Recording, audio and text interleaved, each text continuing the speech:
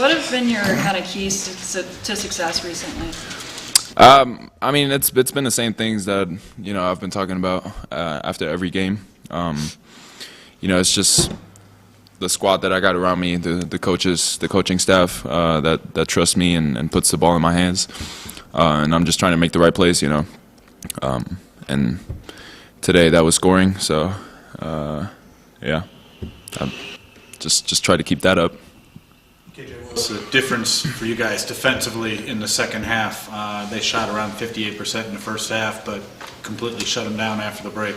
No, yeah, I just felt like a lot of times we were doing good defensively. It's just finishing the possession, because they're a great offensive rebounding team. And we talked about that coming into this game as well. So at half, that was just the big kind of speech. We just got to keep playing, finish possessions, and then just get out and run. KJ, you were 11-11 from the line tonight. Has that been an emphasis for you lately, the last couple of weeks, just with your shot not being as clean as it has been in the past? Yeah, exactly. I mean, if it's not falling, then just attack. That's my mindset. And, I was able to be in positions where, Lawson set great screens for me, and I was able to get downhill and just be able to, draw a couple fouls, get us at the free throw line, get some points up on the board. Is that a big step for you in your growth process as a player? Yeah, for sure. Just being more patient, not rushing anything, letting the game come to me, for sure.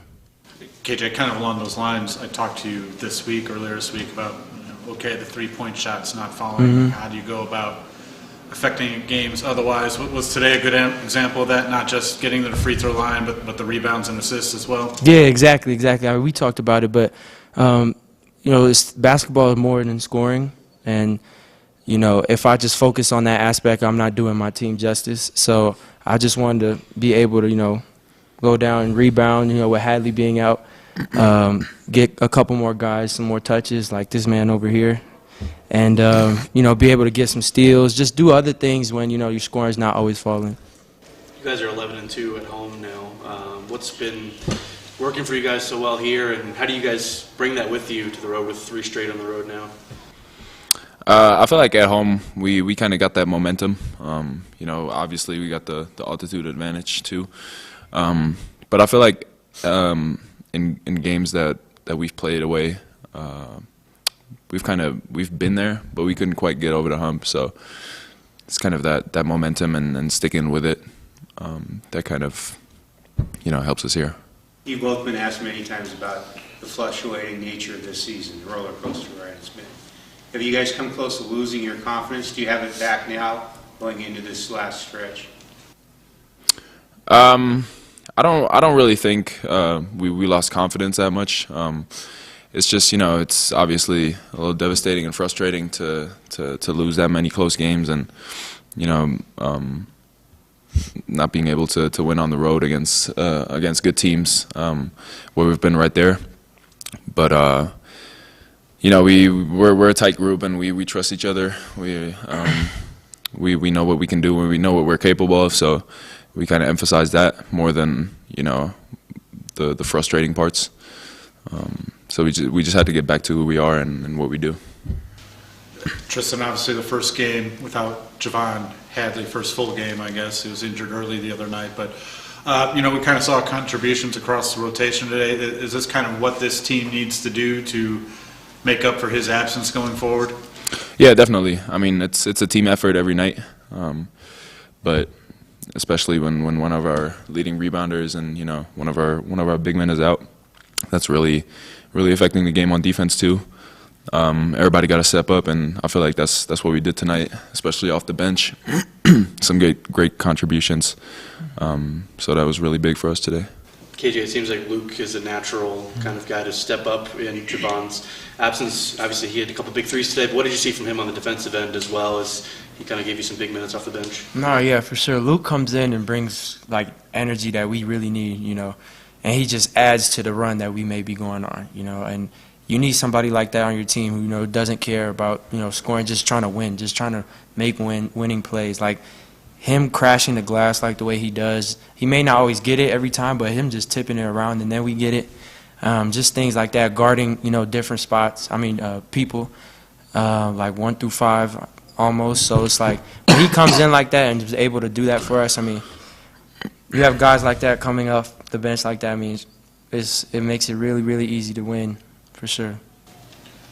Anything else from the players? Tristan, this week, only one game against Utah. You talked about having to go out on the road, but is this a good time at all to get a little bit of rest? It's the first time you've had to play one game in a week in a while. Good time to get some rest and regroup for next week? Yeah, definitely. I mean, we're going to do what we need. Depends on the player. So we're just going to do what we do and then be ready once we get back on Wednesday. Okay. Thank you. Appreciate y'all.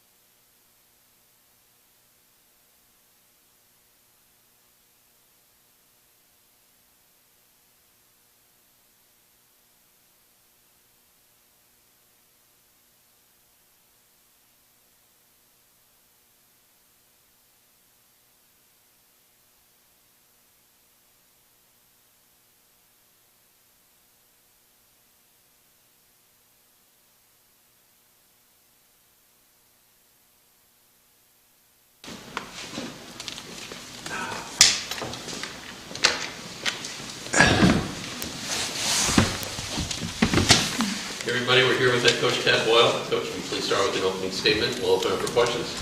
Yeah, that was boy, what a great win for our program at this stage of the season and where we're at and what we need right now. I didn't know what to expect coming to the gym today. If we were going to be ready to play, Stanford's been on a roll, won 5 straight.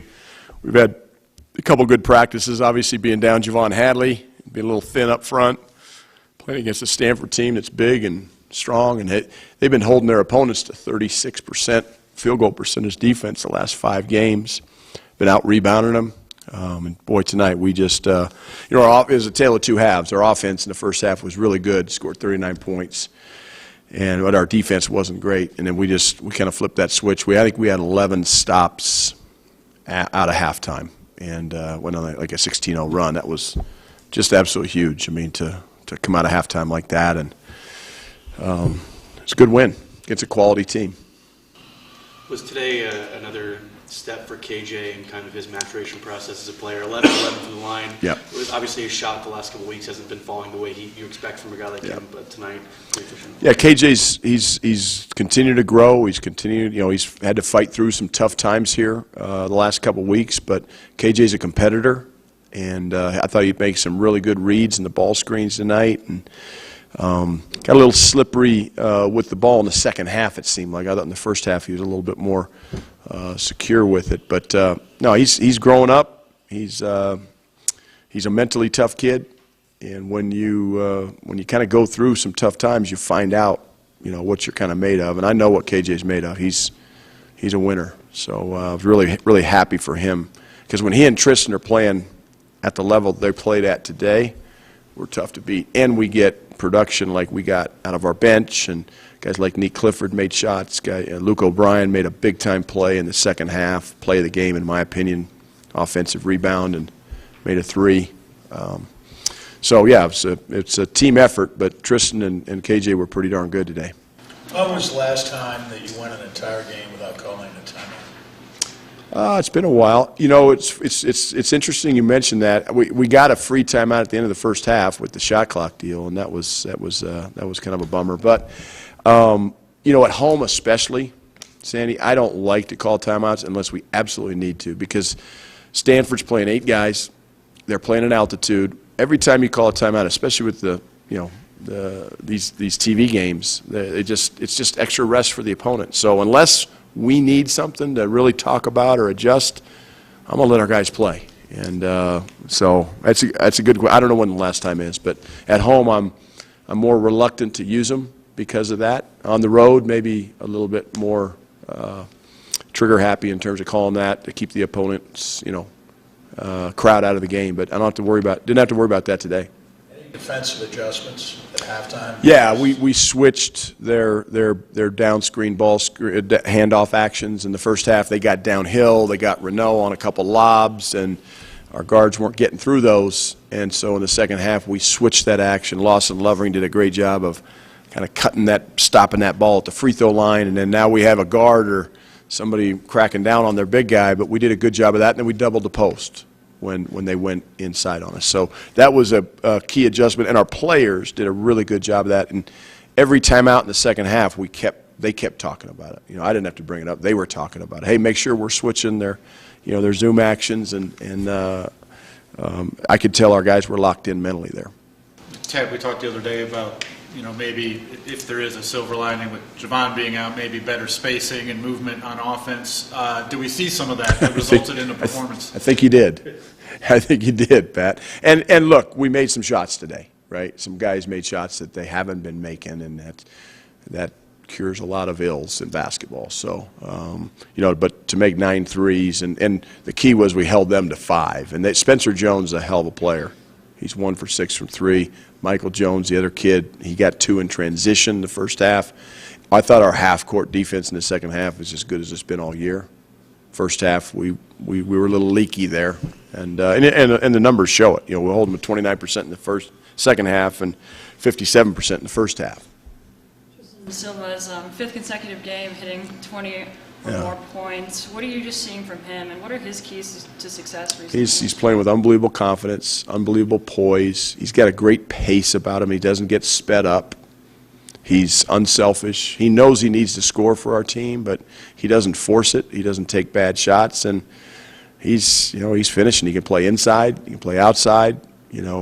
That possession in the second half when we basically use the whole shot clock, and then he makes the jump hook at the end. I mean, those are things that are demoralizing for the other team. And Tristan's playing at a high level right now, and has been for the last, I'd say the month of January.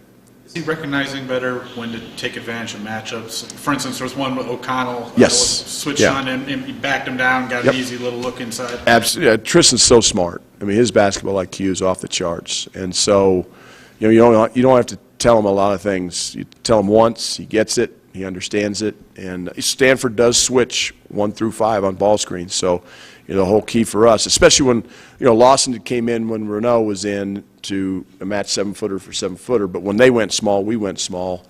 And that's when we wanted Tristan to set ball screens, and he gets O'Connell on him, and now that's a great matchup for us.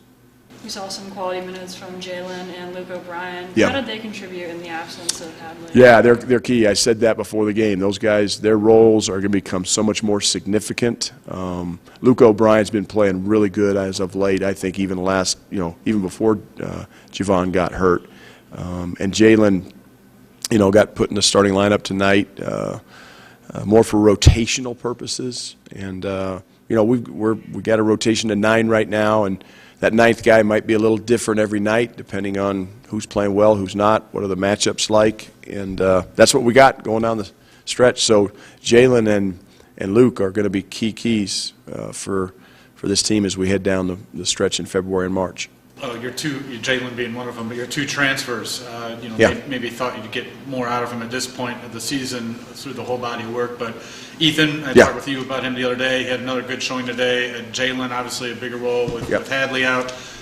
Those 2 guys, how critical can they be to whatever success you might be able to have down the stretch? They're huge. They're huge. And Ethan Wright is, he and I had a meeting the other day, and he had been struggling a little bit, and I think more, kind of between the ears, and he's just kind of said, you know what, I'm going to just go out and play and be aggressive. And he's, we know Ethan's a good finisher. He's a good finisher in transition. He's, he didn't make his threes tonight, but he finished at the rim. He's a sneaky good offensive player. I've got confidence in him defensively. So yeah, Ethan is huge, and then Jalen, obviously, his defensive presence and his ability to drive the ball, and they just have to understand what the scouting reports are against them and play to their strengths and stay away from their weaknesses and just be the best version of themselves that they can be. And if Ethan's the best version of himself and Jalen's the best version of himself, they can really help this team. You guys are 11-2 at home now. How do you bottle up the confidence that you're able to play with in this building and take it on the road with you? You got 3 in the row again. To me, we got 1 in a row. That's Utah. That's how I look at it. And we've played well, and we've played decent on the road. It's not like we've gotten blown out. We're up 9 with 10 minutes to go against UCLA. We're playing well, but we're not playing well enough to win. Oregon State, we played well enough, but didn't play well enough to win. Oregon, same. So you go to our road, we're not getting blown out. We're not. It's not like you're never as good as you think you are when you're winning. You're never as bad as you think you are when you're not winning. So I look at our road record. We're not as bad as our road record would indicate. It is what it is. I mean, we're not going to change it. But what we can change is trying to get over that hump, and it really gets down to getting stops. And executing offensively, and the combination of those 2 things, we can beat anybody in this league. But it's not going to be easy. That first half was, it was a hell of a game, tit for tat, 39 all at halftime, and we were fortunate in the second half to. And again, playing at altitude, I was looking at Spencer Jones, I think, early in the first half, and he was huffing and puffing. So that's such a big advantage for Colorado basketball. Here we are at this point of the season. Just overall, how have you seen this team evolve throughout this season? Well, we've been inconsistent. There's no doubt about that. We met as a team this week, and we looked at 6 games that we've played that we've lost, that our players know we could have won, and in our minds should have won, but we didn't. And that's the difference between being 14-11 and 20-5. It's not that big of a. Now 6 games is 6 games, and there were a lot of 1-possession games in there that could have gone either way. But so I think it's our guys having a sense of urgency and understanding that every possession matters, and it's a fine line between winning and losing. And in some years, you win those close games, and everybody thinks, oh, they had a great year. And some years you don't win those games, and everybody's like, oh, Colorado's not very good this year. The reality is we're, again, not as good as we think we are when we win, not as bad as we think we are. So it's getting down to every single game taking advantage of the opportunity. And the teams that do that and play with focus and energy and effort and toughness and together, they're the teams that win usually. You've talked a lot about Tristan, but sometimes we forget that he's playing halfway around the world from home. Mm-hmm. How has the cultural transition been for him and the basketball transition? Yeah, number one, Tristan's a great student. That's one of the reasons why he wanted to come to Colorado. And, the adjustment that he's made. He's a junior now. So I think it was a little bit rough for him maybe early. He didn't take a visit here. We recruited him during a pandemic, and his first season, there were no fans in the stands, so he didn't even know what Colorado basketball was all about. We go to the NCAA tournament, and it's sparsely populated, and so last year was kind of like his freshman year, and now this is like his sophomore year. So he's a special player. We knew that when we recruited him. We knew that when we got him here, and it's nice to see him kind of coming into. And I said this publicly, and I said it to him. Jabari Walker's early entry in the NBA hurt our team, hurt our program. There's no doubt about that. And you combine that with the graduation of Evan Batty, one of our all-time greatest buffs of all time. And, maybe in my mind, I'm thinking this team should stay at those standards. And the reality is we weren't ready for that early. But I think now Tristan's playing at this level. I think we can have those expectations now. So he's coming into his own. That's what's so fun about recruiting freshmen. You don't get that when you recruit a transfer portal guy. Like I love Jalen and I love Ethan. We're trying to just get the most out of them we can for 1 year. Give us the best you got. And we'll take it. But with Tristan and KJ, and you see these guys coming as freshmen, and they grow, and there's some growing pains. There's been growing pains with Tristan, but couldn't be more proud of him. And it's now he's reaping, the rewards of all his hard work and all the school of hard knocks, so to speak. Okay, thanks, guys. Thank you.